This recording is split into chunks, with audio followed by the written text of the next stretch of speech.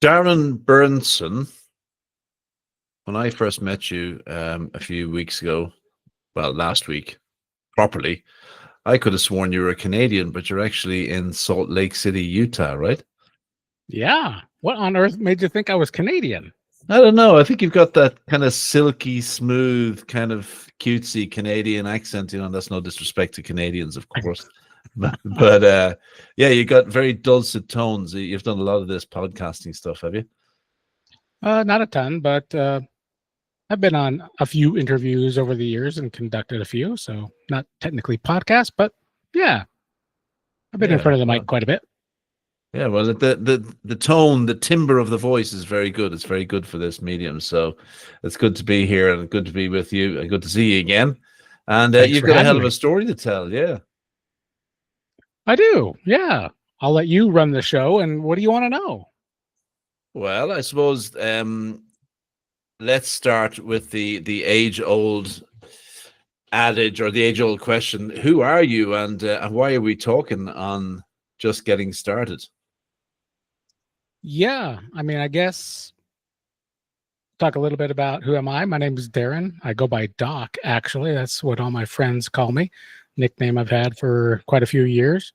Uh, been in Salt Lake City all my life. Currently 53 years old. Got a wife, one child, one granddaughter, and we have a lot of fun with her. I guess what brought us together here is we are a part of a similar group, a similar community online, and really what brought us together was, I think, the story, like what got me here at this stage in life. I've been in the business of sales and marketing in an agency role or in a coaching role for probably the biggest part of 30 years. And I've decided midlife here to make a bit of a switch and switch gears into something helping midlife professionals with their health. So, Right. yeah, Wow. I think that's pretty much why we're here today. Yeah, well, I'm looking forward to getting stuck into that story for sure. And Salt Lake City, has it always? Were you born and raised Salt Lake City? It's a place I have not yet been to. Tell us a little bit about that. Yeah, Salt Lake City is great. I have been here all my life, born and raised. I'm just right outside of the capital, about a 20-minute drive or so. Yeah, Utah, Salt Lake City, great town, great people, great spot, good weather. Yeah, great area. Yeah, and great for skiing as well, if I'm correct. Yes. You are correct. However, I will have to answer that as far as being the outsider looking in. Even though I do enjoy it here, I don't feel like I'm. Even though I was born here, I don't feel like I'm a part of why people love it here as much. I'm not a big outdoors guy. I'm not a big skier. Never skied. Don't hike. I prefer concrete jungle or oceans Oh, over wow. bugs and mountains and snow. So it's strange, but I still enjoy it here. Okay, cool. Well, on our culinary tour of the world here on Just Getting Started, um, we spoke a few weeks ago with Olga Medina from Colombia, and she gave us a culinary tour of the city that she lived in. Is Salt Lake City famous for anything culinary? Does it have its own signature dish, or what's for dinner tonight? Um, well, what's for dinner tonight is relatively speaking to what I eat now, but I don't know that Utah is necessarily famous for a specific dish. I think it gets kind of poked fun at and made fun of for a couple of things. One of them being, I think Utah is like one of the ice cream capitals of the world. There's just a ton of ice cream that is consumed here. We do have other things such as, uh, these little drive-through drink shops that people come through and they order like what they call dirty sodas that are just like all, uh, flavored out with different things because of the population here. They like to have their dirty sodas. And then Yeah. probably another thing is what they call fry sauce. It's just like we're just known for this fry sauce that it's basically a Thousand Island dressing, but Utah's on the map for fry sauce. But other than that, Utah is pretty much a melting pot of different cuisines. Yeah, yeah, okay. And from from an economic point of view, is the economy driven by agriculture or is it technology or what are the big drivers there in the state? Right now, a lot of it is technology based. So we've got this area here close to me that we call Silicon Slopes. So Okay. there are a lot of big companies here like Adobe and many others who are taking advantage of what we have here with some great people, and they bring their great companies. And, we've been able to really grow on that tech side of business. Agriculture wise, there's a little bit of that too. But really, I think right now, at least in my world, because of my history in sales, marketing, technology, and all that kind of stuff, the Silicon Slopes is probably one of the biggest factors in the area. Okay. Would you like? I'm thinking Denver, Colorado. Is it in a similar vein, or would it be ahead of Denver in terms of its economic life cycle and its technology factor? Honestly, I'm not as familiar with the Denver situation. I just know here that it is really exploded. I mean, I guess if there's anything to kind of look at, it's making Utah a very exciting destination for people all around the country and even the world for that matter. A lot of people are moving here. So, I mean, if you're looking at economic things, I mean, housing starts are like crazy. So we're seeing what used to be kind of interesting about Utah was cost of living was a lot lower. And so, some of these big companies could come into the area and hire employees at, discount rates, I'll call it, compared to what you'd be paying somebody to live in your same company, like out of New York or some of the bigger areas. So that gap has definitely tightened up. It's not that same story anymore because we're seeing prices here kind of go up and out the roof when it comes to housing. We're seeing, for the most part, a lot of the jobs coming in line salary-wise with many of the national players. So, yeah, I mean, what used to be kind of like a sleepy little town has really turned into a very big deal over the years. Yeah, wow.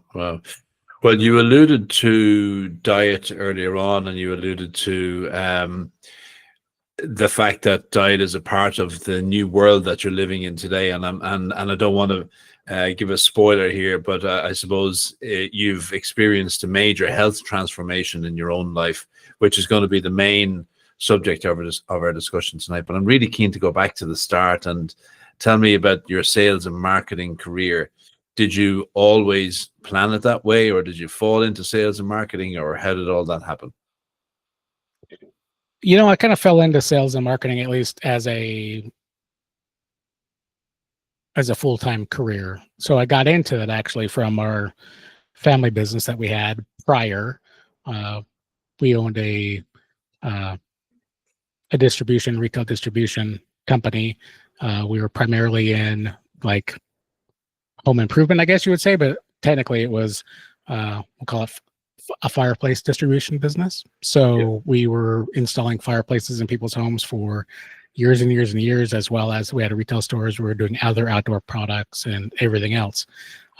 Right close to when we sold the company, about 3 or 4 years prior to that, I was helping my dad run the company, obviously streamlining things. And I decided to implement some online marketing for the company. So back then, it was like late 90s. It was like 1997-ish ballpark. You're barely starting to see like websites come online. You're barely starting to see like e-commerce starting to happen on Yahoo stores, just to kind of give it some context there. But I set our own website up. And at that time, we were one of the very first distributors / retailers with a website presence.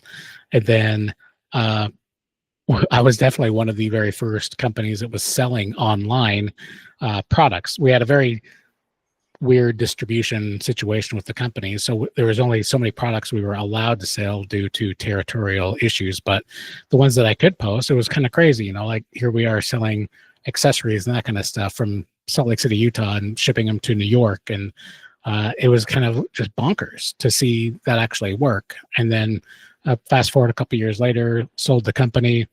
And when we sold the company, they obviously let go of all of the staff, including myself, including my father, and they decided to do their own thing. So good for them. Next step for me, I started another business, which kind of petered out really quickly. It was that's where I got my nickname Doc, because I started a company called Doc Concierge. I thought it would be kind of fun to, create like a corporate or individual concierge service. It was like one of the big things that they were talking about in Entrepreneur Magazine back in the day. I read around 2001, and I'm like, oh, that sounds like fun. And came to realize Utah at the time was a very, thriftful state. So there wasn't, super nice people, but also not wanting to spend money on things they can be doing themselves. So it didn't quite take off, sadly. And that led me to get into marketing. And the concierge service, what do you mean by that? Was it an online concierge service? Was it?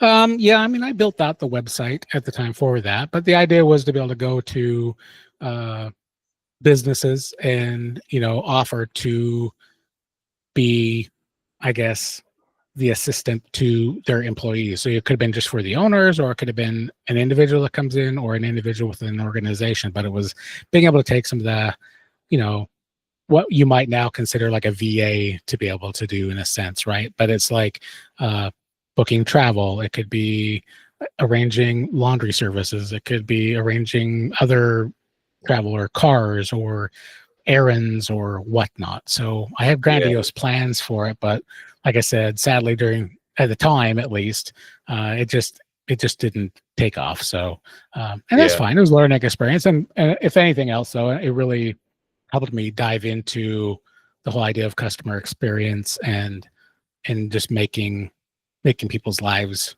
better in general, I guess. Yeah. So it was so good. Yeah. So all the way back then, 25, 30 years ago, I'm seeing a few things. There was a strong entrepreneurial streak in you, and there's a strong technology streak. And have they been hallmarks of your career ever since then? Yeah, I would definitely say so. Back in the fireplace business, when I very first started out of high school, my dad put me in charge of bookkeeping, and so I'm like, I had like a semester of bookkeeping in high school or whatever. And I got into this situation. Here we are at the time, I think it was right around running about 4 million-ish a year. And every single invoice, every single thing we did, all handwritten, hand ledgers.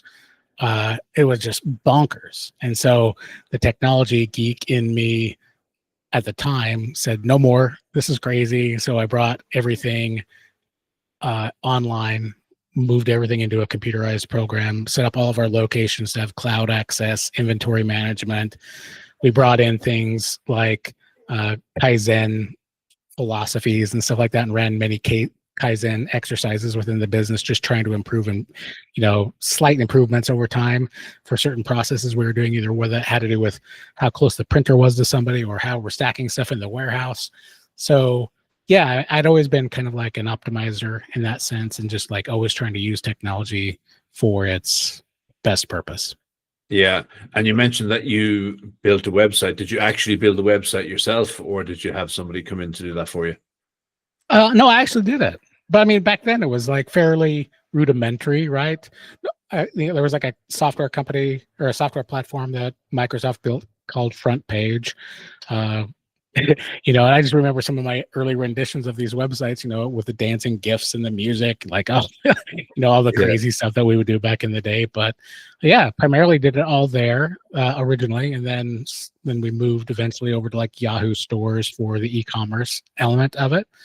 Then by that time that was done, I was off from there. And that's what kind of segued after the concierge piece. That's what kind of segued into my internet marketing side of things.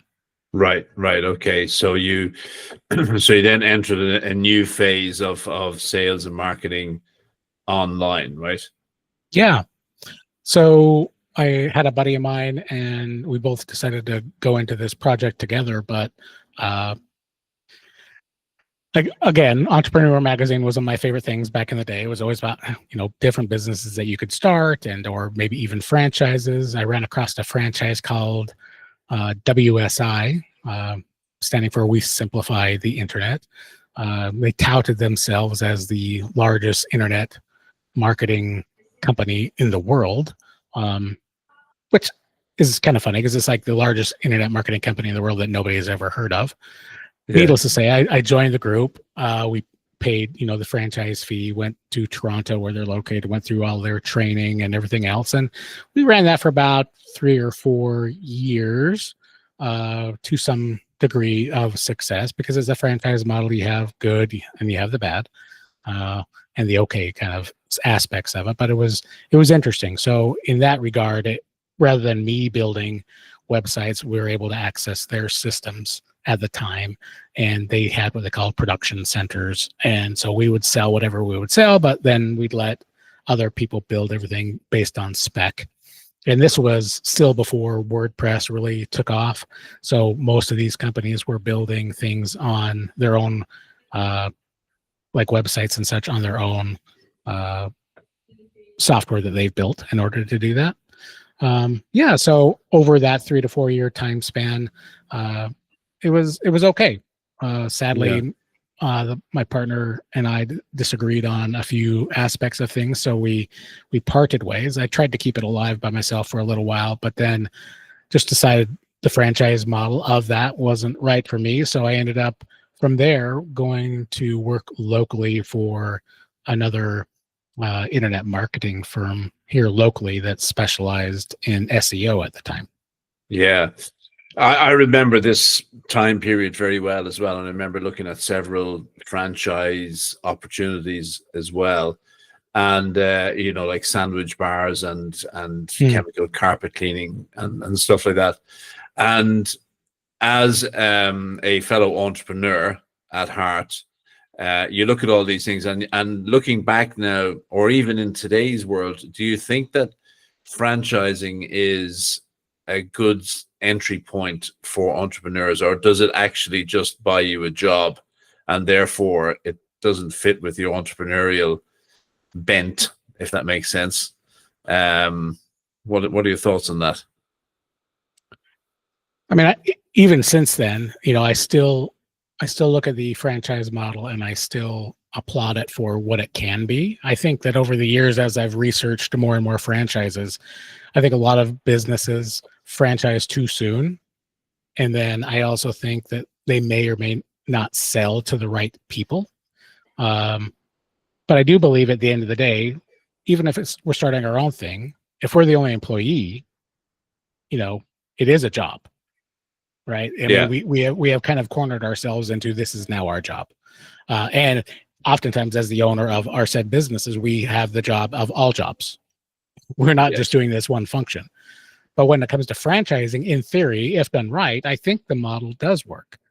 Like in the WSI experience, at least for me, there was too many challenges along the way. It was an internet marketing company that at the time, they might be doing better now, but at the time they were roughly 6 to 8 months behind the curve.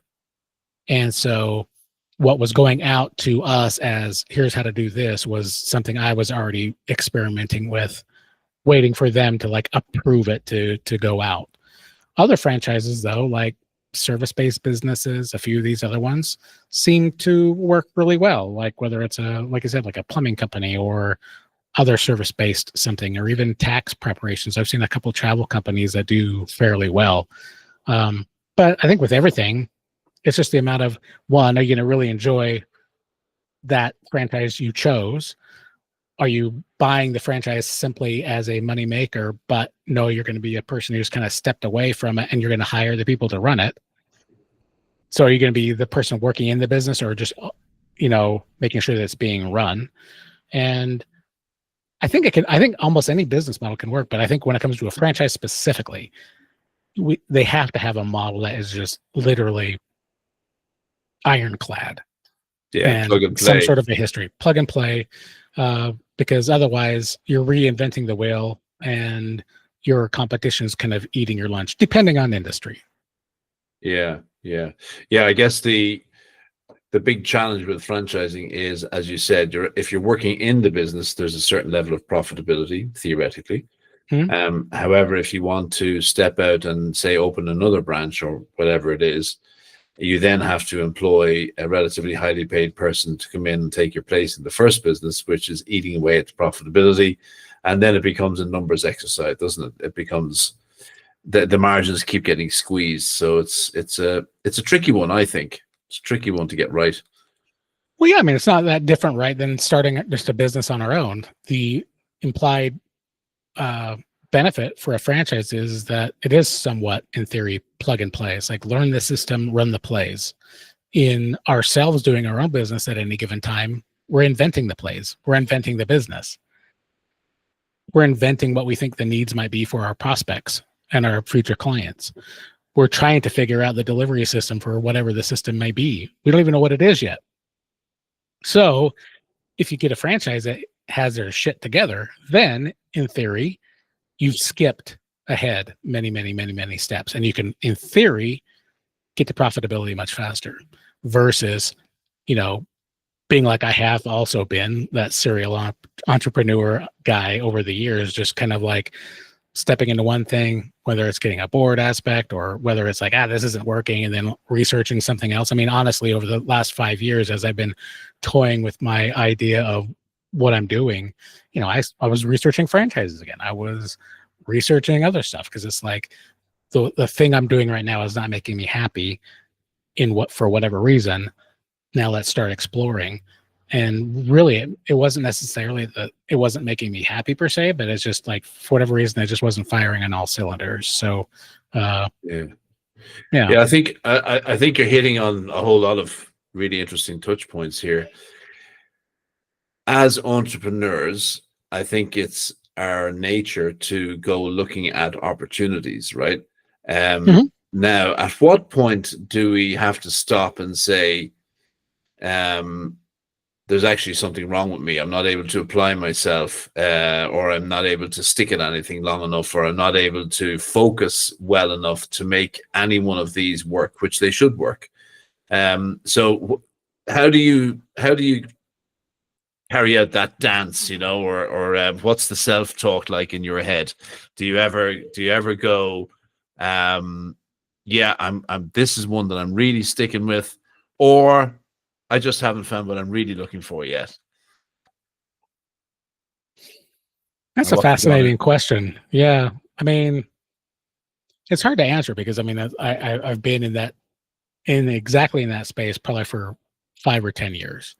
I've definitely got to the point to where I think I'm a little bit more committed and more excited than I've been with what I'm currently working on. But I think it kind of comes down to maybe like a conviction / some passion, some innate love for the thing. I didn't start a marketing business because I loved it. To me at the time, I did see it as an opportunity. I saw it as, Entrepreneur magazine painting the picture of, you could start this kind of business and make X amount of money. Sounded neat. It seemed to solve a need for many people who were just barely starting to get online at the time. So that was good. But at the end of the day, did it excite me? Now, I know many people who are in this same industry, who marketing, they live and they breathe it. They live and breathe sales and marketing. They love seeing what's new. They love seeing what's next. They love to tinker. They love to optimize. They love all this stuff. And for me, it just got to the point to where it was just too much. It almost got, there's a saying, marketers ruin everything. And I saw over the years that, marketing went from, like, I remember back when we had our fireplace business, we had Yellow Pages, newspaper, radio, TV. That was pretty much it. And, we knew the plays that we would run for that. We knew what drove all the people into the stores. We knew what drove people to come in and buy the Father's Day barbecues. We knew all that stuff. Now you fast forward to today, and there are so many tactics, so many strategies, so many places to be, that it's almost gotten to the point of just overwhelm. It's confusion. It's like you're never saying the right thing or offering the right piece of advice, or at least the advice that a client may want to hear. So I guess too, as it relates to me on the marketing side, it was like, there's another like saying I read somewhere at some point in time, but it was like, the most hated professions that people do not like dealing with or whatever, or the ones that they just don't want to talk to. And it was like used car salesman, and then a couple others, but then like marketers were on the list as well, because over the years, marketers have kind of got a bad rep, and for good reason for some of it, but we've kind of got that bad rap of snake oil salesman or lipstick on a pig or whatever. It's like, I still get it today every single day in my emails and via LinkedIn. It's just like, there's always somebody selling the new way of doing things, when really it comes down to the basics. So I guess if I'm applying that original question to myself, it's like, it's still kind of hard to answer as I've been planning this new path. And as I look back at my marketing businesses, like, how much did I absolutely love it? I've grown to love it more over the last 2 years, to be perfectly clear, because I switched to models. But it's just interesting, right? I think that, it's an interesting time that we're in, especially in this sales and marketing space, all the different SaaS products, all the different tactics. It just feels like it's almost impossible at some point in time for so many businesses to succeed in today's online world. What do you think of sales? Have you had an interesting relationship with sales, or have you had a very clear-cut relationship with sales? I think over the years I've had a fairly clear cut, even through my years at the fireplace business, because whenever I first got started, I was doing sales and on our retail floors, and it's always about meeting the customers where they are. I've never been a fan of being pushy. I think if anything in today's sales world, that probably drives me more insane than anything else is this notion of persuasion. How do you persuade the customer or the prospect to do what you want them to do? How do you guide them to take the action you want them to take? And I'm like, fine and dandy, great, that's cool. But why am I going to, if I know it's not a good fit for somebody, why push it? If that's not what they want. There's only so much persuasion I think that you can do with somebody before it just gets gross. And so I know when it happens to me, I know I don't like it when it happens to me. Why would I put somebody else through that? So I think for me, I've always been very consultative. I definitely, over the years, I've learned my lesson and took my licks. I've definitely sold, probably, especially in the marketing business, I've definitely sold clients I shouldn't have sold to for my own personal reasons versus theirs. I remember very early on, like, I just got to get that first sale, man. I've just got to get the whatever, or I need to make so much money this month. And then you sell a deal that you probably, if you would have really looked at it harder, you probably shouldn't take the deal. And then this little bit of money or a decent amount of money that comes in actually ends up turning into be a nightmare. And when you think you're going to make money on this, it ends up turning into this massive project that you had no idea because it wasn't scoped properly. So I think that over the last 10 years specifically, I've gotten to the point to where I'm very critical and very consultative when it comes to sales, because I just want to make sure it's a great fit for somebody, because I want them to be happy. I want to be happy. And I kind of have this idea that I'm looking for world-class case studies. And in order to do that, both sides have got to agree to the plan and be totally bought off. So, I've gone from like a one-call sales close vibe that used to be a thing to, I'm probably, at least on the marketing side of the business, I'm probably like a couple of my last recent customers were probably 3 to 5 calls, because I'm interviewing them as much as they're interviewing me. Yeah. And so, like, why proceed if it's not a fit? Yeah, one of the biggest aha moments I've had in my sales career has happened relatively recently, when it dawned on me that if we are able to help the customer solve the particular problem that they've got, so look at it as a problem solving exercise rather than a selling exercise, and therefore we become a trusted advisor because we're helping them solve some shit that's going on in their lives. That really is a powerful shift in my relationship with sales. And I Yeah. don't know how it didn't happen 30 years ago, but anyway, it didn't. Yeah, I totally agree with what you're saying there, because that's a very similar aspect to me, and that's the part that I say over the last couple of years I've started to enjoy it more. Yes. Because I've switched my delivery. I used to be a done for you business. I'll be the guy to build your website. I'll be the guy to sell you HubSpot, onboard your HubSpot, build your HubSpot. I'll be the guy to come up with your marketing campaigns, your copy, your deliverables, all that stuff. That was the nightmare fuel that I never want to ever be in ever again. But when I switched my model to a coaching model, and I decided I'm only working with very specific businesses, and I'm never working with these kind of businesses again. But the goal is to get them to a point over the course of 12 months, 24 months, that they do not need me anymore. I kind of got to the point to where I believed that the traditional agency model was broken.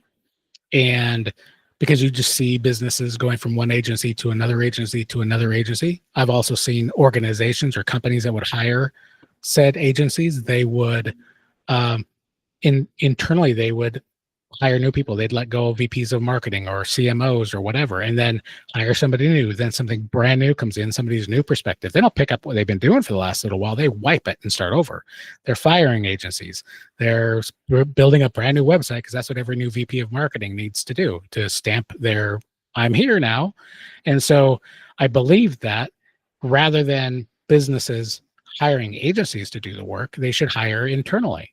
I want to teach them how to build their teams. I want to teach them how to hire the right people. I want to teach them how to, one, strategically think, and two, deploy and do the right strategies and executions to actually get them the success that they want in a measured manner. But if they can internalize everything, they lessen the need to ever have an agency relationship again, unless they purposely need it for a very specific thing. But I want them to grow internally. And so far, the clients that I've been working with in that regard have seen much success, because they own the process, they own the ideas, and they own the work. And there is no blame that goes around. It doesn't blow back on me because a blog post didn't get put up or something didn't convert the way it was. It was, they did the research. They've been taught how to do the research. They've been taught how to write. Now, did they execute? And so the goal is to run them through those exercises over the course of, like I said, 12 to 24 months. And I want them to graduate. You know, if they want me beyond that to be like a high level advisor, more than happy. But really, it's just like, I just had a great client call again today. And it's like, it's so fun watching these companies grow and just realize and empower them to like know that they can do it. And it's been fascinating. So yeah, that's the part of it that I do like now. I still like the idea of marketing. I still like the idea of sales. I still like all that stuff. I just didn't like the vehicle I was using at the time in order to get that across. Yeah. So your business model change was the catalyst to help you fall in love with sales and marketing again, right? Yeah. You're interested in Disney as well. I think you might have been known as, or might have been recognized as, a Disney fanatic. Would that be right? I mean, there are levels of fanatics, but I'm definitely up there. There are definitely people beyond me, as we call ourselves Disney adults or whatever somebody wants to pigeonhole us as. But yeah, I love Disney stuff. Yeah, your background gives it away a little bit. So it's not that I did a huge amount of research on that, but I'm just looking behind you. So what's going on behind you there? You've got Mickey and Minnie and all that stuff. What's the deal? Yeah, I collect a lot of Mickey stuff. So like this whole side of my desk, I've got like different statues, signs. Pretty much Mickey's the main character. On this side, I've got a ton more different books, different statues up here. I've got plushes. I'm weird. I even bought a new Disney plush the other day because it's like, why not? Big, huge, awesome Mickey Mouse, and I don't care what people think. It's like, what's a Disney plush? What's a plush? It's like a stuffed animal. All right. Okay. A toy. Here I am, 53 years old, buying myself the latest and greatest Mickey Mouse toy. Yeah. And where did this kick off? When did it kick off? Was there an incident? was there an event, or did you just grow to love it? I've always loved it. I mean, I remember as a kid going to the parks and just being in awe. I probably didn't, obviously, as a child, I didn't really appreciate it as much. But then when I started taking my boy when he was young, and then seeing how he reacted to it, like the magic when you walk in, and I just remember like after I had not been there for like roughly maybe 10 years, I just walked in and it was just like this. I'm at home. I'm happy. Wow, this is magic. And it just reignited that feeling of, you know, this company, this organization. It's like you are in a show and you're on Main Street and you are like, you're in a living, breathing show. I mean, they call their employees cast members because it is always on. It is a show that's running every single day, all day. And it's their job to give us the best experience ever. And they absolutely do it. So when I went and took my boy, and then over the years, many times I've taken him, and like even just like little things, like we were there a few years back and like he is just overly kind and nice, and he's like opening doors for people as we're stepping into one of the restaurants, and they hand him like the mayor of the day tag or something like that, like, you know, because or outstanding citizen or something like that, because he's going out of his way. So now they go out of their way to recognize him. So it's just like the little things that they do. And I think over the years, as I've studied Disney more and like watch some of their more recent stuff, like when they're talking about like how they built the parks, why they built the parks, even stuff like when they write the movies and this and the thoughts, I go into all the different songs and everything else. Cause like people joke with me because I'll like be jamming down the street in my car listening to Disney music on blast or whatever. But like it's just one of those things that just puts me in a good mood. And it's just, why not? It's like, why not enjoy that? You know? Yeah. And Yeah. so Well, that's my thing. And then obviously the mouse, he just is my favorite character because it all started with the mouse. So do you have you looked at I beg your pardon, have you looked at the Disney company through a marketing lens? Do you admire them for their marketing prowess? yes, I do. You know, I kind of you know, just even more recently, like they launched the 70th anniversary campaigns for Disneyland here, right? And so like a lot of the videos and commercials that they create are these things that's like literally just like pull at your heartstrings. It's like it just tugs, and it's amazing, and it's like all the feels. And you know, it's like even in my social media feeds, it's all mainly curated because it's like 70% Disney content is what shows up, and that's even on LinkedIn. Can you believe this? On LinkedIn, like my feed is, you know, a lot of it is Disney related, and so yeah, I mean, from a corporate standpoint, I mean, what's so big is, I mean, Disney's just a huge behemoth, right? And they've got many different companies and organizations under the Disney brand. Some of them I like, some of them not as much, but when it comes to like Disney itself, I absolutely love their marketing. And one thing I've always wanted to do, they do have a program where they take people through, and I'm trying to remember the name of it. It's like Disney University or something like that, but it's like a 1 or 2 day event where you go spend like $5,000 or something crazy like that to kind of go through the training of the Disney way, and seeing how you can adopt many of their philosophies into your own business model. And so those kind of stories I really like. I've read a couple different books as well, like, you know, that discusses like even just like odd things of like, you know, how you're taught at the park to like point. You know, you never point with one finger at somebody. It's always 2 fingers, and it's always kind of like a way, like this is how you interact with the guests. And it's just the little things. It's like I saw this on a recent episode of Diary of a CEO where it's like sweating the small stuff. And this is one of the things that Disney does best. Is like they just look at every single thing that they can optimize to give a better experience. And I don't think there's a company that does it better. Wow, that's fascinating. That really is fascinating.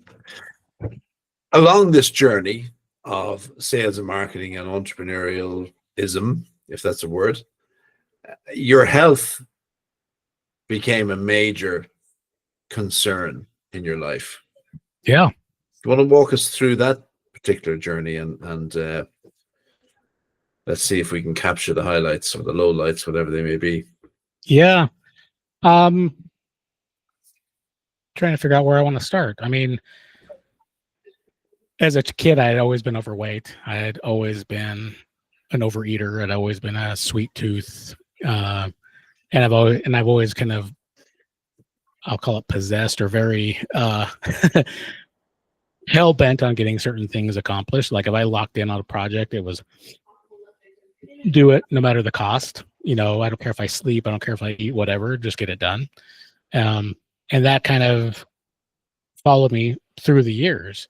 When my son was, we'll just say it was like roughly about 30 years ago, my health, well, actually at the time I didn't know I was diabetic, but I actually, just before he was born, about 6 months before he was born, I found out I was type 2. My doctor finally said I was type 2 diabetic. And I'm like, that's interesting. And, he does the traditional thing, you get this little bit of shame, you get this little bit of why haven't you been taking care of yourself thing. And what does he do is he just throws me on the traditional regimen, right? Started my journey with metformin or glucophage, whatever it was at the time, as the gateway drug to type 2 diabetes. And just to be clear, for the uninitiated, type 2 is the non-insulin dependent form of diabetes, right? Yeah. Okay. Correct. Yeah. So the body is producing insulin. What's the actual problem? Well, it's actually producing too much. Okay. So it's a form of what they call insulin resistance. And so your body, as you eat more and more carbs and sugar and whatnot, and throw your system out of whack, your body doesn't know what to do with the insulin that it is creating. And the main areas within your body, like muscles and all that kind of stuff, is where insulin should be sending the sugars. But the way that the body is set up when you're insulin resistant is the two systems aren't talking. And so sugar goes against, like, we'll say muscle, and it just bounces back off. It's not getting absorbed. So the body's in this constant state of just producing more and more insulin. So you fast forward years and years and years, you're given medication to help you produce more insulin. Doesn't make sense. You're given medications to do all these crazy things. It's just a matter of covering, the symptom. Over the years, you end up taking more meds because one medication turns into 2, turns into 3, turns into 5. Then you actually get on insulin, which I was at one point in time. And the more insulin I took, the fatter that I got, the more out of shape I got, the least healthy I have ever felt, just kept getting worse. And so it didn't address the root cause, which was nutrition. But when we come back to my story, it was like, I find out that I was type 2 diabetic, and I can like blew it off, right? It's like, I heard, but that's what I heard. But, you can manage this with medications. You can manage this with a pill. And that's the thing that I thought for years. Fast forward a couple of years later, my mom, she passes away from serious complications of type 1 diabetes. And at the time of her death, she was on, I would say it was about 15 different medications. I used to have the box somewhere that had like her exact pills at the time. I kind of kept it as a reminder. And I just remember telling myself that will never happen to me. Obviously not because I don't want to be type 1, and I was type 2 instead, but I will never let myself to have that many medications trying to keep myself alive. But fast forward all the years, I did that. Okay. So I just want to jump in for a sec. So the type 2 and type 1 diabetes, is there a relationship between both of them? Are they a stepping stone? So do you go from type 2 to type 1 in severe cases, or are they mutually exclusive? They're typically mutually exclusive, with a couple of caveats. So a lot of times type 1 is like a juvenile type of thing. So you'll see a lot of kids get diagnosed early as a type 1. So I had a few friends growing up that way. Type 2, on the other hand, is traditionally more what I'd say is like adult onset kind of a thing, where it's basically triggered due to environment, food, all that good stuff. Or not good stuff, but bad stuff. There are instances, however, where people who are diagnosed as type 2 can also be misdiagnosed, and they are probably more accurately a type 1. So doctors aren't running necessarily the right tests all the time to help you determine that. They're not checking. Yeah, sure, they're checking your blood sugar. Yeah, sure, they're checking your A1C, but they're also not checking things like your fasting insulin levels. does like see, are you overproducing or are you just not producing any? So, they're not necessarily doing all the right tests, but it's pretty dramatic because you'll know if you're type 1, there are definitely differences than the type 2 scenario. So, so even though they're kind of categorically the same as far as diabetes, the word, they are pretty different. Yeah, and are either of them hereditary? I mean, my mom was type 1. I don't have that. Some days I actually wonder if she was really type 2 and misdiagnosed because of the way I saw her health. Knowing what I know now, I wish I had been there and like help her make some changes, but I can't say for sure because she just got so extremely overweight, and it was so scary because of all the insulin and all the different meds that she was taking. But yeah. What was that question again? Reframe that. Yeah, so it was around. You had mentioned that your mother had suffered from type 1, and I just wondered was there a hereditary nature of diabetes? Oh, yeah. And also, yeah, go ahead. I have another medical question for you in a second. Yeah, I think that people will say that is a risk factor.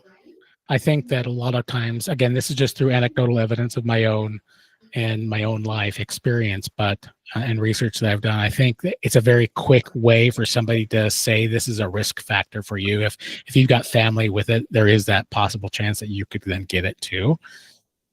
I don't know that I'm 100% on board with that. I think that there probably is something to that a little bit, but I think that especially watching what I did, I think it's bullshit. Yeah, I think that it just literally comes down to what we put in our mouths. Yeah, okay. And which part of the body or which organ in the body is responsible for producing insulin? Pancreas. So the pancreas, okay. Right. So the pancreas in type 1 is defective as such. Yep, forgive me for the simplistic language, but I'm not a doctor, so and neither am I. Yeah, I just go by doc. Yeah, exactly. So none of this is medical advice, by the way. It's just anecdotal stuff. Yeah. So the pancreas doesn't work in a type 1 situation. Is it also true that the pancreas doesn't work properly in a type 2 situation? I don't know that it doesn't work. It's working. It's just that your body doesn't.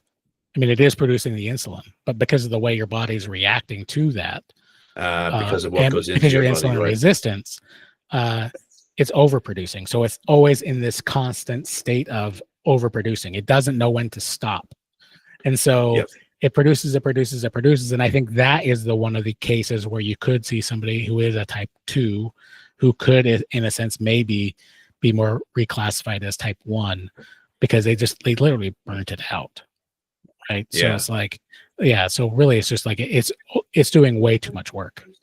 Okay. Look, that's really helpful. Thank you. So 30 years ago, you discovered that you had type 2 diabetes.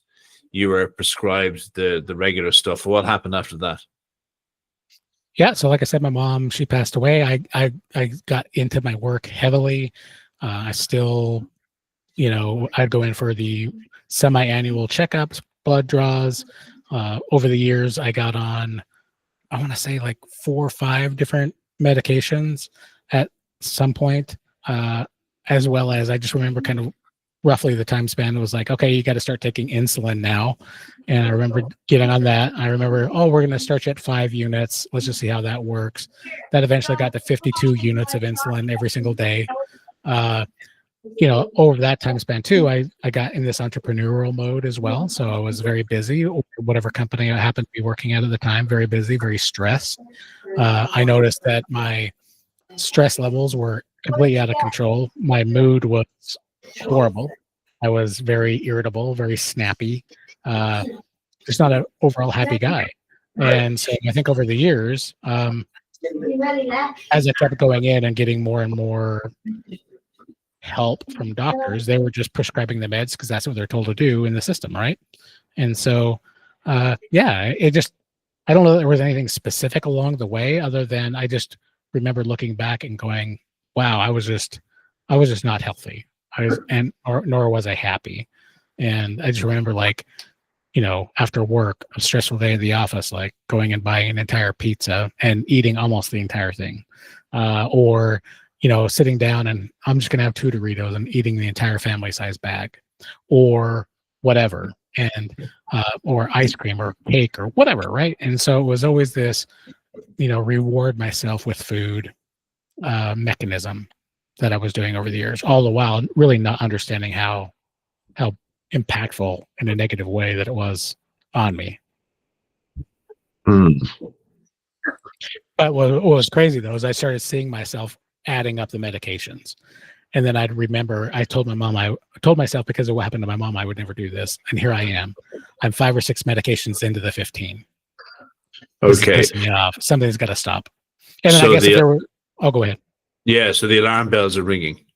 Yeah, alarm bells are ringing. And then fast forward, well, we'll just say reverse. Let's go about 10 years back. I was coming out of Costco, doing a traditional Costco run, buying all the things you probably shouldn't be eating in bulk. And I was driving home. And as I was driving home, my right eye, I started seeing streaks of black coming into my eye. And turns out it was blood. And by the time I got home, so roughly 15-minute drive, my eye had completely filled with blood. I had no vision out of this eye. Freaking out, you know, and you know, I go back a few months prior to that. I remember going in and having an eye exam, and that examiner kind of going, "Whoa, your eyes are messed up." It's like, I can't give you a prescription here. You really need to go see your doctor. And yeah, whatever. I'll get to that at some point, you know, whatever. But then that bleed happened. Ended up going to see a specialist, who then referred me to another specialist with retinas. And turns out I had formed diabetic retinopathy. So at that point, I was 20 years type 2 diabetic as far as, you know, diagnosed. I would probably say, just because of my health and shitty lifestyle before that, I was probably pre-diabetic for a good 5 or 10 years before that. So even if you're pre-diabetic, you're still doing that damage. When you're type 2 diabetic, when you're officially labeled, you're doing even more damage. When you don't control it, you're really damaging things. So at 10 years ago is when I had that eye damage rear its ugly head. And so I just remember that happening. And so I ended up having to have a couple of different laser surgeries on the eye to basically go in and cauterize these rogue blood vessels that my eye is building out, and make it so it would stop bleeding. And then, you know, I lost peripheral vision in this eye. Obviously not ever going to get that back.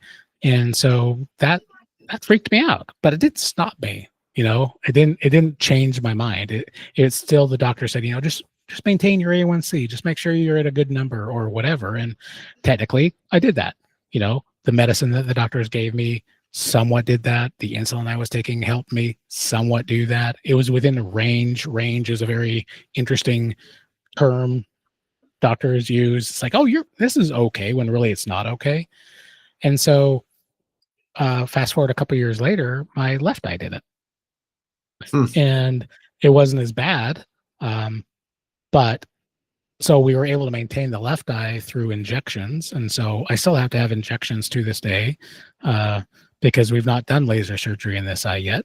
And even though here I am 10 years after the event, you know, I'm still going to see this retina specialist 2 to 3 times a year, sometimes 4 times a year, to always have these checkups, because the damage I did all those years is irreversible damage that I cannot fix. It is done. It's broken, over with. Chances are I probably will have some permanent eye condition at some point in time. But the problem with this is that it was still the thing that didn't make me realize something needed to change. And so over the years, we've done multiple injections to the left eye. Even, you know, right before I went on a trip this July to Mexico, this eye decided to do a much larger bleed, the biggest bleed that it ever did. And here I am right now in really good health, and it did the biggest bleed. And so here we go again. We're starting the injection procedures. And then I'm thinking, oh, great. Now, because the right eye has been really filled with a lot of floaters, and it's never great vision out of the eye. It's kind of like looking out of a dirty window every day. The left eye didn't have that problem nearly as much. So now that one filled up, not as bad as the right. And I'm like, oh, great, here we go again. And then no shit, just like a few weeks back, after like literally 8 years of calm in the right eye, it decided to bleed again. So Wow. right now I'm in this back and forth stage where, I've got some travel plans through the end of the year. I'm trying to make sure that I'm not too far away from a doctor in between visits in case I need to fly home to have another injection or whatever. So like it's this constant worry that I've got. But so now we're just in, probably a good 8 months worth of every 2 months, we're probably going to be injecting more medication into the eye to hopefully stop it from bleeding. Yeah, I've got a million questions, but I'm trying to. So the most pertinent ones that I have are you suggesting that the health issues that you experienced then were a direct result of your diet and lifestyle, first of all? For the Second eyes? of all, yeah. Okay. Go ahead. And second of all. Well, let's focus on that. And what weight were you up to at that time? Just to put this in context. My weight was probably at the time fluctuating between. At the time, I was probably fluctuating between 230 and 250. 250 pounds, right? What's that in kilos for our metric people? Let me have a look. So 250 pounds in kilos. Okay, what's Mr. ChatGPT telling us now? Right, 1 pound, 250 times. So, okay, yeah, that's decent. So 250 pounds is 114 kilos. So I'm a big unit. I'm 100 kilos. So you were nearly 15 kilos bigger than me. That's a decent weight. Yep. I mean, it could have been worse, right? Or it could have been heavier. But I mean, I just remember at the time I was probably wearing 34, 36-inch waist pants. I was wearing probably up to a 2XL shirt. Yeah, it was not great. And then the original question was the direct correlation to these instances with my health. Absolutely. I mean, they don't call it diabetic retinopathy for nothing. I mean, this is what it is. It has to do with just your blood sugar, your metabolic health just being so out of whack that there's so many different things. I mean, I've had odd things happen over the years too, where I've had like what they call frozen shoulder. I don't know if you've ever experienced that or have ever heard of it, but it's like that's a very high, rate of people with type 2 diabetes who have that all the time. I've even got trigger fingers where it's like I've started to develop this issue where it's like my fingers hurt all the time. I've got diabetic neuropathy where it's like I'm sitting here at the computer, it's like my fingertips just kill. Like it's been that way for 15 years, but it's like even today it's like, it is just pain. Like using my phone at night, it's just like it's like this electrical shock that just goes through, and it's like so annoying. And so it's 100% a direct correlation between how I was eating, what my nutrition was like, was impacting those things. Yeah. So that's one thing. Now talk to me about the mindset issues that came along with that. So all this stuff. You've got a high sense of self-awareness that your diet is not where it needs to be. Your health is suffering as a result. How do you stop? Because surely the mindset gets to a point where you've built up a whole lot of limiting beliefs and you've built up a whole lot of negative emotions around this thing. So how do you turn the corner from this situation? It's interesting. And it's hard to answer in a sense because I still look back and I still don't understand why I didn't just do what needed to be done. I think a lot of it had to do with what doctors would tell you and not tell you, what the traditional medical system would tell you, not tell you, what, dietary guidelines would tell you, not tell you. And, there was finally an event that happened closer to that 5-year ago mark that kind of really shook me. But just prior to that, I was actually at another company working for a little while. And they had a speaker come in just to kind of present and talk about health in general to the entire company, which was fascinating. And at that time, he got up on stage and he had his wife there, and it's like they were just talking about, we'll just call it a ketogenic diet, and in how this way of eating and switching your body to burn on ketones instead of carbs was a way to really change the metabolism. And he was like bringing up like these great things. It almost felt snake oily in a sense when he was talking about it. But it was like, yeah, my wife, she was able to actually, she had, I can't remember what cancer it was, but she had some cancer. She was able to like essentially stop the cancer in its tracks to the point of there was no further, growth. And in fact, like the tumor actually shrank. And then he started getting into this like eating protocol, and here's the things you should test. And I'm just like, wow, woo woo stuff. And then he brought up, he says something about reversing type 2 diabetes. And my eyes just perked up. I'm like, I just remember like sitting in the room, hand just shot up. And I'm like, you're telling me I can actually reverse this. You're telling me I can get off all of my medications. You're telling me I can do this. He says, 100%. And I'm like, I don't believe it. And I still didn't believe it. So after that, I brought home his books and that kind of stuff. The company I was working with at the time, they were trying to supply everybody there with like as much information because they knew at the time that, a healthier staff meant healthier business. And they were encouraging us to do certain things. And they like had given us like these blood test meters and different testing supplies and all that kind of stuff to go home and use. And I still have them up on my desk. I never did use them. They actually expired. I have them there as a reminder of like, stupid, why didn't you do this then? So I started going down the rabbit hole and just like, I decided to read a couple books, right? So there was one like by Dr. Jason Fung. I think it was the Diabetes Code. And then I also read his other book called the Cancer Code, I think is what it was. And then I started just going down a couple other rabbit holes and like, this is actually true, but I still didn't do anything. And I remember about little over 5 years ago, while I was still at this other company, the stress that I was under there was so bad. And my mood was just so bad. And there's other things going on too, which impacted that. But I literally thought I was about ready to have a heart attack. And my physician, he says, all right, let's put a monitor on you. We're going to ship this over, wear this thing for 2 weeks. Let's see what's going on. And I remember after 2 weeks going in to see the heart surgeon to have him give me the results, and he's like, hey, everything is somewhat okay right now. The rhythms and everything else sound fine.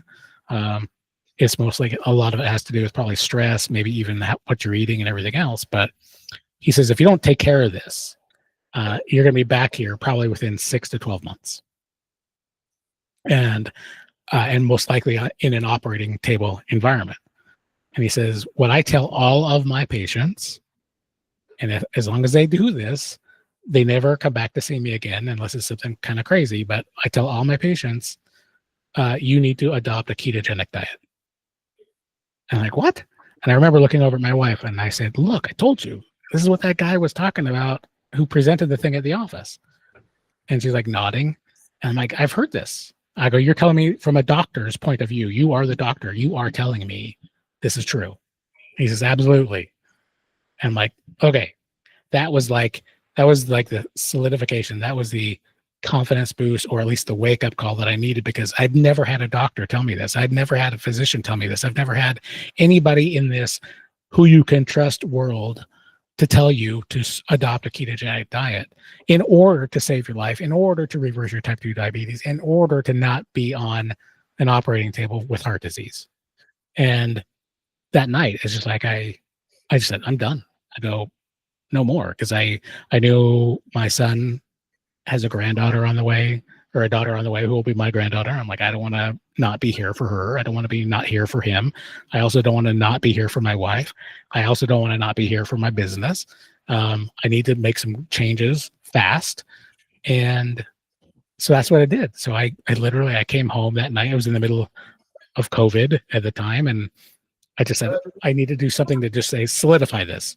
I'm making a change. And so I shaved my head, did just like weird stuff. I didn't necessarily throw all the stuff out of my house. I just made that conscious decision based upon the research that I've done is I'm going to start eating in a certain way. And I did. And actually, it's kind of funny because I still leave a lot of these elements. People always say, like, remove the food from your house so you don't see it. To me, that's more like a badge of honor, like looking at it and going, I don't want you anymore. And for me, it's like, it's more of a strength to keep that in front of me to know that I can not have to have that. Yeah. So that was the beginning of the journey. And so from that point on, I just dove in. And over the course of 11 months, I lost the 80 pounds. I got off all of my medications, including the insulin. I went from out of whack A1C to a normal A1C. And I've been 5 years straight with it. So, forgive me, but I'm doing 80 pounds in kilos. That is, holy shit, 37 kilos. And what's crazy about that in 10 months, is that right? 11 months. Well, yeah, it was probably a little sooner than that, but the 11-month mark was my win. That was when I got the test result that proved I did it. And so you did what? You reversed type 2 diabetes. Yeah, when my doctor says you are no longer symptomatic type 2 diabetic. Goodness me. So, right. So first of all, the keto diet, which it's affectionately known as, what is the main tenets of that diet? So is it a diet, first of all, or is it a food choice? I don't like the word diet. I like the word lifestyle. Yeah. Lifestyle, right. I think that diet has this negative connotation. I think people who think they know about a ketogenic lifestyle, I think they think it's not sustainable or it's just really hard to do. I found that to be the complete opposite. But really just comes down to whole food, right? So whole, one ingredient food, staying away from over-processed, staying away from anything with seed oils, keeping your carbs low. So at the time it was like, keep your carbs under 100 a day, total carbs. I ended up starting where I was doing more of like a 50 total carbs a day instead. I decided to like step it up a little bit. But it's more of a fat-based diet too. So it leans heavy in protein, but it also leans heavy in fat. And so people think, oh, what do you mean? You're eating fat and you're losing weight? Yes. So you're switching your body to burn fat as fuel instead of burning carbs and sugar. So there's a process. It takes a little while, but once you get into what they call, I guess, ketosis or a ketosis state, your body flips its energy. And what was so awesome about losing the 80 pounds is that I did that so it was, again, during COVID. I was working from home because I'd left that company, and I was sitting in this exact same desk doing my work every single day. The only exercise that I got in 11 months was literally going up and down the stairs just to grab me another Coke Zero. At the time, I was drinking them like crazy, at least 4 a day. So that was my one thing I still ended up drinking was like a diet drink. But other than that, I was doing eating, period. No exercise. I mean, I might on a rare occasion go for like a small short walk or something, but it was never something in the back of my mind going, I need to do this. I wanted to prove to myself that this can be done by food alone, not just food, exercise, because every single ad you see on TV is with food and exercise or the proper diet and exercise, you too can achieve these results. I just wanted to prove it to be done with food. And so I knew that it was able to be done. I achieved it by food alone. And that was the amazing part, right? Because it's like, and not only that too, because of the way that it works through what they call autophagy, your body rebuilding itself when you're in ketosis, and especially if you deploy like a little bit of an intermittent fasting window of some sort, like give your body rest between meals, your body switches and it starts replacing all of its cells. So rather than losing 80 pounds and sitting here with like my arms and where they could be like dangling with like all the fat that used to be there and the same thing around my gut and all that other kind of stuff, my body actually just kind of shrank back up. So it's like muscles started to be defined again. I'm seeing veins and bones and all these kind of things in my hands and feet that I'd never seen. I'm seeing like, you know, veins pop in my neck that I just remember, like, it was about 5 months in, looking in the mirror, and I just smiled. I'm like, what the freak are these veins popping out? Looking down at my feet, I go, I see blood vessels in my toes. What is this? And like, it was amazing.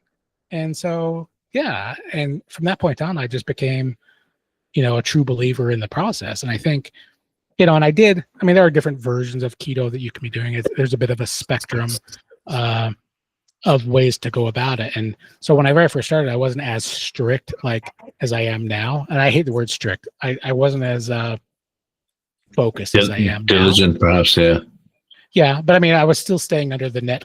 And when I say dirty keto, it was more like you're playing the net carb game versus total carbs. So it's like, you could have something that has carbs in it, but because it's got a dietary fiber and it's got a sugar alcohol, the net carb comes down to whatever it is. And I was still maintaining my under net carb. But that's the thing, is that even though I was doing it that way, which is technically by some people's standards wrong, that's still the thing that got me to the full reversal in 11 months. So it's like when I hear people say, oh, you got to be more strict, it's like, no, man, it's like, take the first step, do what you need to do today and become 1% better every day or whatever. Yeah. Just like make the strides. And of course, I still had like days where I broke down and I ended up having a meal, or we'd travel and I'd do something, but I was able to just get right back on. And, but I would say that first 11 months, I was, again, I don't like the word strict, but I was diligent in trying to prove a point. And so I maybe took one day where I ventured off the path out of the entire 11 months, just because I was on a mission, So since then, once I've dialed it in, I've done the travel, I've, had the yummy food or wherever I went or whatever, but I just know now that I can come back home and I can just go right back into it. And tell me about your general health today compared to what it was in 2019. What's your mobility like? What's your sleep like? What other aspects of your life have changed for the better? Apart from, of course, becoming an Adonis and becoming irresistible to your dear wife. I don't want to say Adonis. There are some people who do the whole Adonis route. That's something I had even considered at some point in time. But overall, I feel 1,000 times better. One thing I noticed over the 11 months and even beyond that, as my body healed, my mood, my irritability, my ability to like handle stressful moments, not get in fights, not fight like fist fights, but like yelling matches. Being able to take those stressful events and they just come in and they just kind of wash over me instead of being completely reactive has gotten 10 times better. I was on other medications that I was taking for bad sleep, insomnia. I was on medications that were supposedly helping with anxiety or whatever. And I was able to get off all of those. And so mood is so much better, energy so much better. I basically wake up with the sun and I'm ready to go to bed when the sun goes down. I'm kind of like in this whole circadian rhythm. Yeah. Yeah. And so my energy's off the roof. It's like, I remember earlier in the year, we went to a playground, took my granddaughter, and a whole bunch of our other family members went. And here I am, 53, the oldest of the bunch, following her in the jungle gyms, going up and down the slides, acting like I'm, a teenager again, and keeping up with her like crazy. And like, I've got, a stepbrother who's like 30. He's looking like, what is up with you? It's like, I can't do that, because it's like, I'm having fun. It's like, I've never felt better.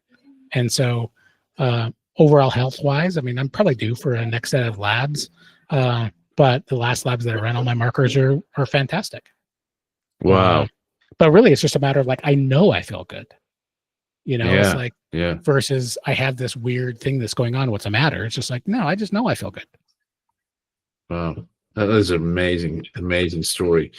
And your life now is helping others navigate the same transformation as you went through. Yeah, I just launched this. So I just I started something I've been working on behind the scenes. Like, I've been conceiving the idea for probably 3 years total. but like today I just officially announced it online, but it's called Metabolic Reawakening. And yeah, I just want to help other people.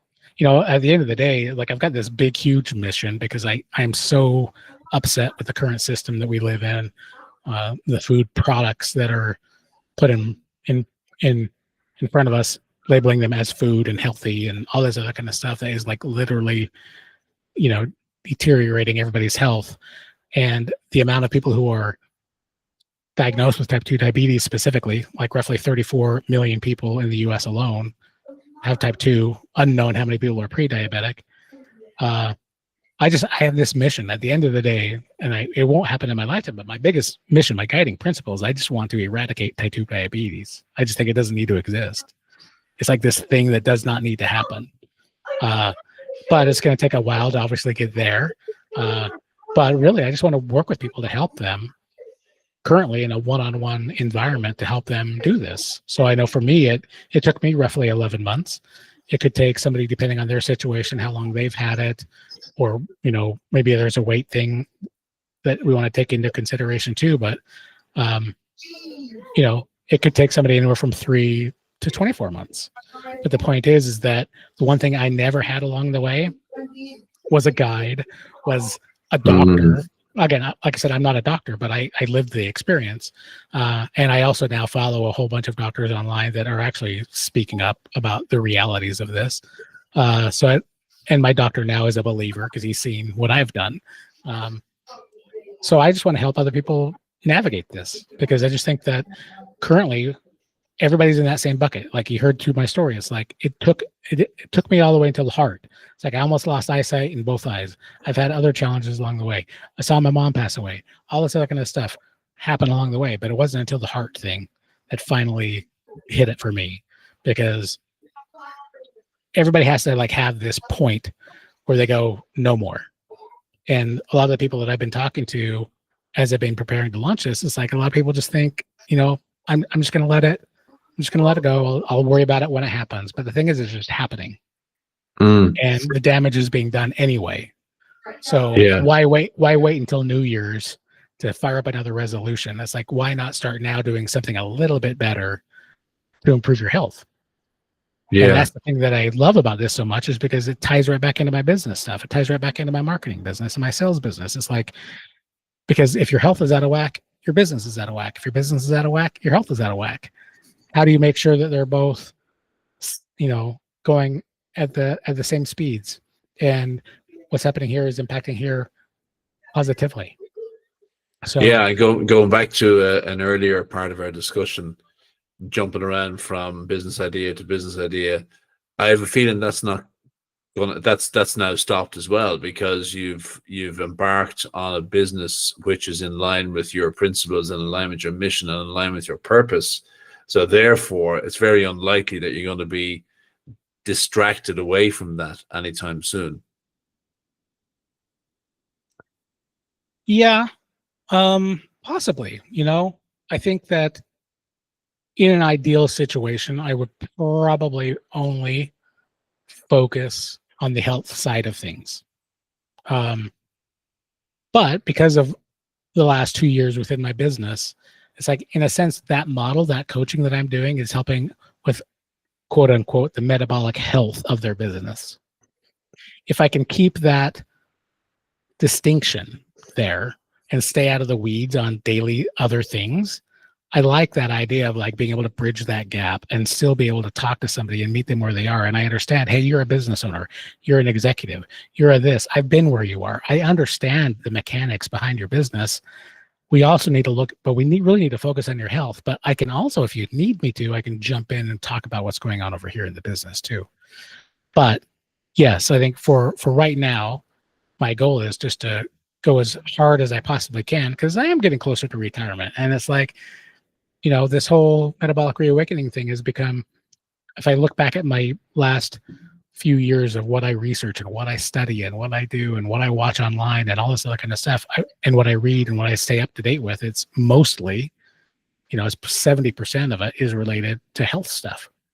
And it's the thing that gets me up in the morning. It's the thing that drives me every day. It's the thing that I'm trying to figure out, the thing that I can solve. It's like one of the biggest solves I think we could come up with as a human race of being able to fix this. Because I mean, all this bad health, all this metabolic issue that everybody's having, all this type 2 diabetes is all a part of the food system as the primary driver behind it. I mean, you've also got, other aspects of like stress management and sleep and a few other things too that highly impact everything. But really it's the food. It's what we consume. It's the ingredients that are in the food. It's the things that pass off as food grade quality, but really it's not. And so, what do farmers think of you, and how do you feel about not being the darling of the pharmaceutical industry and so on? When you talk about the players that are involved in this movement of yours, surely farming and pharmaceuticals are two of them, are they? Yeah, I mean, there's government too. Government, yeah. But I would probably say it's between like the big pharma groups and big food, big ag. I think farmers, from the standpoint, I think at the end of the day, farmers want to do the right thing. I saw a documentary years ago when farmers were really upset, because they were forced to go from building growing the crops that they wanted, and then they were more forced to go into this whole Monsanto / building out, and growing grains or soy and corn and all this other kind of stuff, because corn gets bastardized and put into so many different products, and as what they call food, whatever. But really, I think farmers, from a standpoint, would appreciate this from a whole food perspective, right? So it's like, I want to eat unadulterated food, food, like whether it's a vegetable. Now, I'm not a big vegetable eater, never have been, never will be. So, but that point of it is that I want it to be normal. I want it to be original. I want it to be organic. When it comes to beef, same thing, growing, whether you're doing beef or poultry or pork products or whatever, like, how can you do that in a healthy way that you don't have to like kill off thousands of your turkeys or chickens because of some outbreak that just happened? And how can you feed them better? Like here in the States, I don't know what it's like where you're at, but like here in the States, they just had a big, huge raise in beef prices, per pound. It's gone from like one particular kind of meat that I always used to love to buy was like $5 a pound. Now it's $10 a pound in the course of 5 months. And you start looking at the marbling and you start understanding what's in the meat. You're like, if you look at this marbling within the flesh or in the muscle of the meat, like if you see over fat inside the muscle, that's usually because they've been eating a high carbohydrate diet, not their traditional food they should be eating. They're not eating the grass. They're not eating whatever they should be eating. They're getting fattened up for slaughter. And that kind of fat is not necessarily great for you. It's not necessarily too horrible for you to consume as a human, but it also just goes to show that, so right now they're saying, well, beef prices have gone up because of, water issues or because of land issues or because of feed prices have gone up. I mean, come on. It's just like, it's kind of crazy. So farmers are probably not going to, I think farmers would prefer this message. I think you're seeing a lot of people who are growing like cattle and other forms of meat where, people are shopping more local. They're not necessarily buying from the big box stores, their meat products and everything else too. And then coming back to pharma and government, I mean, you got to follow the money. You got to follow the money of the studies. And you look at the American Diabetes Association, the American Heart Association, who sponsors these organizations. You start digging into who sponsors the studies. It's the big companies. It's the big pharma companies. It's the big food companies. They're running them and asking them to come up with a study. But they want to, if they're going to pay all that money for a study, they obviously want that to be in a biased situation to show that their food product is not that harmful or whatever to you. Same thing with the medications. Okay, this is better to take this versus not. It's even like with the whole cholesterol myth that's going on right now. High cholesterol is the killer of everybody. No, not necessarily. And like jumping into these cholesterol medications have got more side effects than they have positive outcomes, because it only like a cholesterol medication only does like a very minute whatever. But if you change the way you eat, you don't need that anyway. So it's like, I think it's a vicious circle. and a vicious system that has been created by, again, I don't want it to sound like a conspiracy theory, because I'm not that way. But if you're standing back and just kind of looking at it, who runs all of this? Whoever controls the food system controls the population, kind of a thing, right? So it's like, yeah, we'll create feed. It's like feeding the cows crap. I was reading something yesterday where they're now saying we're like, candy and chocolate and all this kind of stuff is now sneaking into the feed of cows, which again, not great, right? And they're seeing adverse reactions to these kind of things. So what we're feeding our cows the leftover whatever because we need to fatten them up. But at the end of the day, this is what we're putting in our mouths that are making everything horrible for us too. So really, I think you got big food saying, hey, we want to sell our products, but we know big pharma has got our backs because they will, in a sense, create the drug that will fix the problem that our food solved or created. Right. So it's like this. And I was going to ask. One more thing, just to put a nail in that coffin. Oh, bad saying maybe, but like just to put one more pin in it is you look at, I did a post the other day about, like GLP-1 drugs and everything else. And really all these companies are worried about is their profitability. They're only worried about users. They're worried about people buying the product. No pharmaceutical company is coming up with a solution to let you not need that pharmaceutical in years to come. They want you to be a customer for life. It's all about lifetime value. We know this from a marketing perspective. It's all about lifetime value. But their lifetime value is impacting people's lives. It's impacting their health. And it's making their health worse by staying on these drugs. So like I just did, a piece on this the other day when like Novo Nordisk decided to, like they're firing a whole bunch of people. They're reducing the size of their organization, but really the CEO comes out touting like the numbers and how much money they've made. And, but we are really going to focus on this weight loss and diabetes epidemic that we have. Well, you know what else can do that? Food. You know what else can do that? Eating the right food, period. End of story, exclamation point. I don't need your GLP-1 to do what essentially a ketogenic diet does. All the GLP does is confuse your body and make you think you're not hungry. Well, you know what? So does keto. But you're eating the right nutrient-dense food in order to make that happen versus still eating the crap that is in the grocery stores that the companies are making so you can take that medication to make you not want to eat more later, but the food you are consuming while taking the medication is still the nutrient-void food that's still doing damage to your body. So it's just one of these things that, I mean, I don't know what it's like in other countries, but, I notice when I go to like Europe and stuff, like there aren't as many bad ingredients in some foods, but I mean, here it's just like, it's whatever, it's fair game. Throw it in. Yeah. You and I both have to go here, but I just want to finish up on one question. And I could definitely stay here for another 3 hours and continue this discussion easily. How comfortable are you with the statement that type 2 diabetes is completely reversible with the right diet? How comfortable is the medical fraternity with that? And does it meet with general acceptance, that statement, or is there big pushback in that medically? Start with how comfortable I feel in that. Only because I did it. I don't consider myself to be much different than the average Joe or Jane. I would say that I'm like at a high 90+% belief that anybody can do it. Now, of course, it depends on their commitment level, how serious they're going to adopt this. It's not like just because I reverse my type 2 diabetes that now tomorrow I'm going to back eating pie, cake, Doritos, cookies, and all that garbage. If there's a sweet that I want, or if there's like an old school craving that I love, I have a ketogenic version of that I can create to like scratch that itch.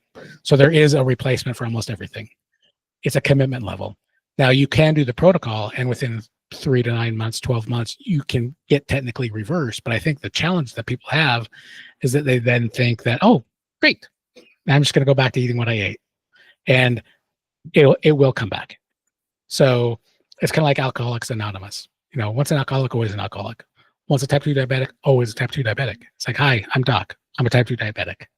I still need to make sure that I am staying in the zone, because otherwise I know it's like I wear a CGM all day. I eat something weird. I see my blood sugar spike within seconds, within minutes. I know that what I just ate is wrong. I still test on myself quite a bit. I am like my own little guinea pig. So I do like to monitor what certain foods do to me.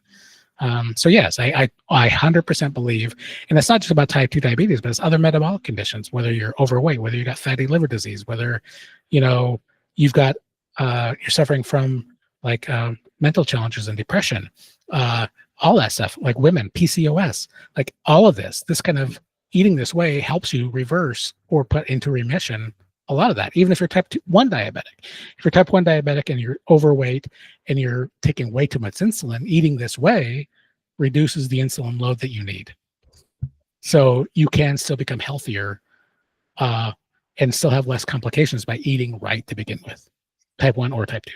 But primarily, I'm working with type 2. The other question was... does it meet with general acceptance, or is there a big pushback? And you asked that in the sense of from a pharmaceutical and from a doctor's side, or no? Yeah, really from the medical fraternity primarily. I would say the medical fraternity is mixed. I would say there's a huge lag behind this, because if you look at least the way that it's set up here in the United States, doctors have 5 minutes with somebody. They'll run labs. They'll look at the lab ranges. They'll say you look fine, you don't look fine. They don't really dig. None of them are specifically trained in nutrition and understand this. The nutrition they are trained in, if any, is the old food pyramid, which basically says eat all the carbs you want, very low red meats, no, stay away from eggs, stay away from the fatty cuts of meat. And I think there are more and more who are starting to come around. My doctor himself, he's coming around, right?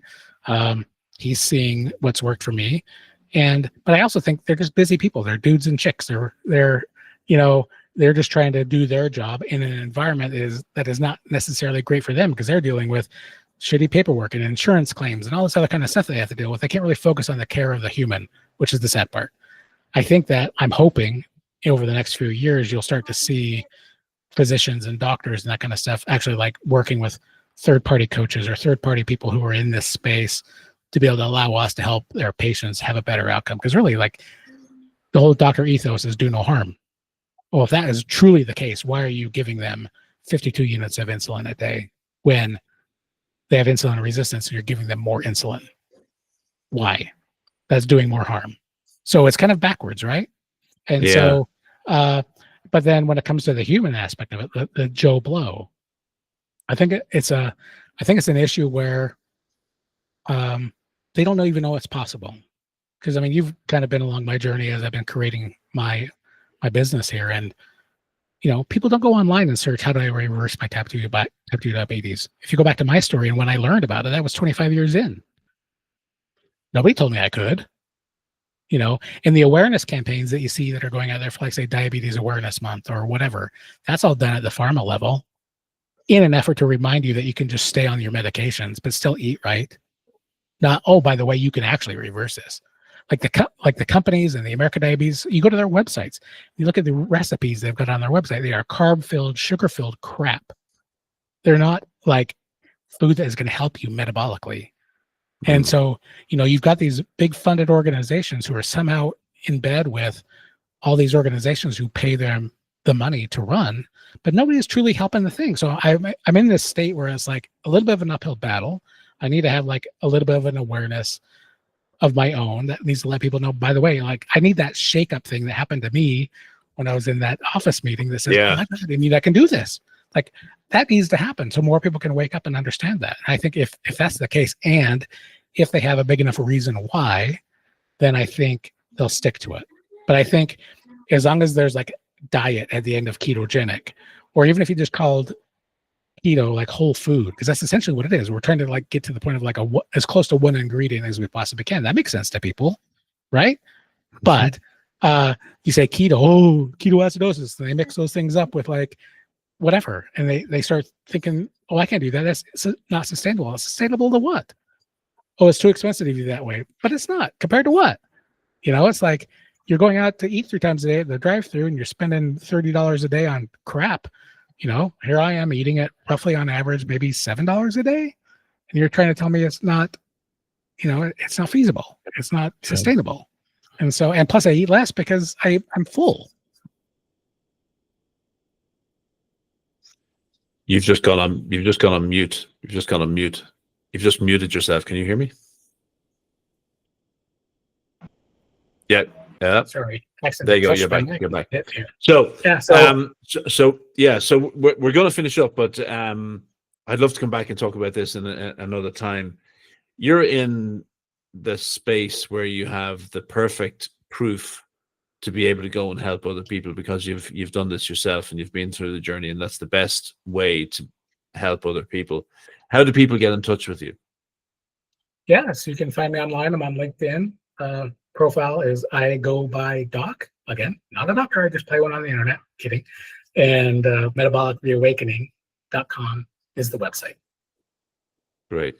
Well, Darin, it's been wonderful, and it's been really interesting for a start. It was really nice to get to know you as a person at the start of our discussion today. And some people give me a little bit of criticism for not getting to the point quick enough.